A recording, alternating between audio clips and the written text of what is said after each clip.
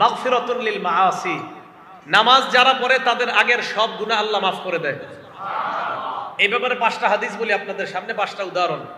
1 number মুসলিম শরীফের হাদিস number 428 number হাদিস।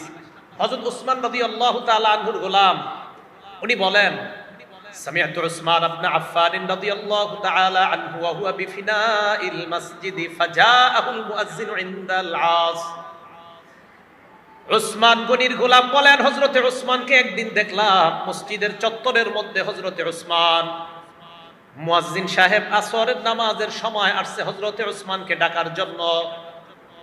ফাদা বিউযুইন, ওযুর পানি চাইলেন। যাওয়ার পর ফাতাওয়াদ্দা, হযরতে উসমান ওযু করলেন। ওযু করার পর হযরতে উসমান বললেন, ওয়াল্লাহি লা উহাদ্দিসান্নাকুম হাদিসা, আল্লাহর কসম আমি তোমাদেরকে একটা হাদিস বলবো।